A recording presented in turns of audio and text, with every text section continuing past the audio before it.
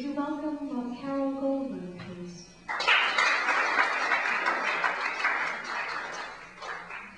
Can you hear me without a mic, or do I need a mic? I can't hear the consensus of the map. I can't hear you.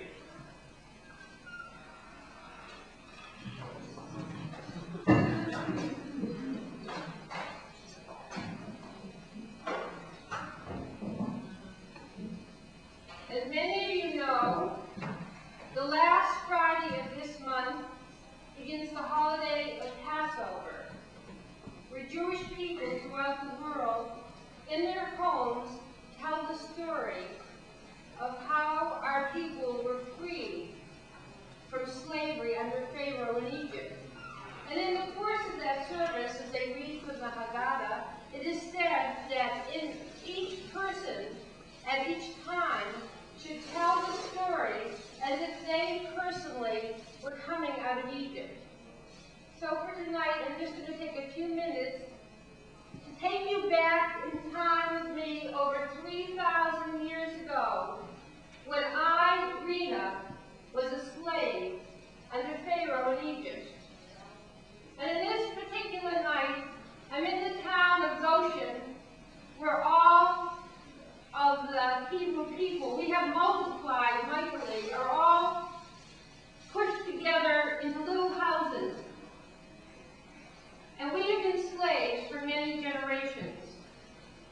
And on this night, a plague of darkness has fallen over the Egyptians.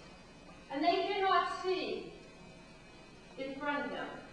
They can't see to go to bed. They can't see to go to get their food. They're in total darkness. And as I sit here in my room, and I can see, there are many of my people who have died. And when I went to the wise women and said, why are these people dying? I was told, these people are afraid to leave Egypt. These are my people. And I sit here and I tell you, I shake. Because what have my thoughts been since Moses and Aaron came back and went to Pharaoh and said, we want our people to be free.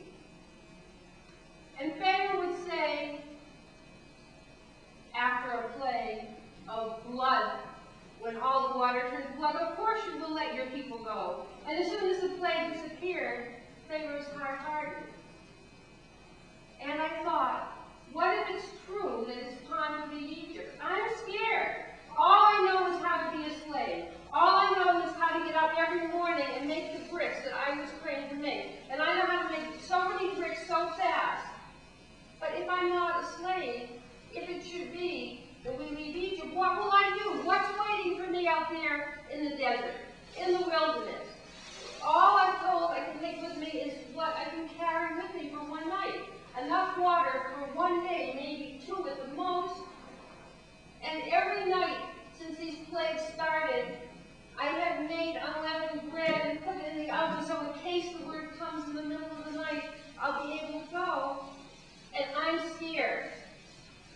But on the other hand, I don't want to have so little faith that I, like my sisters and brothers, will die. And in the darkness, so the Egyptians can't see, these people are being buried. And my faith is not so big that I believe after all these years of being slaves, all the way back to generations, that I am no longer going to be a slave. But I want to believe. I don't want these people's deaths to have been in vain.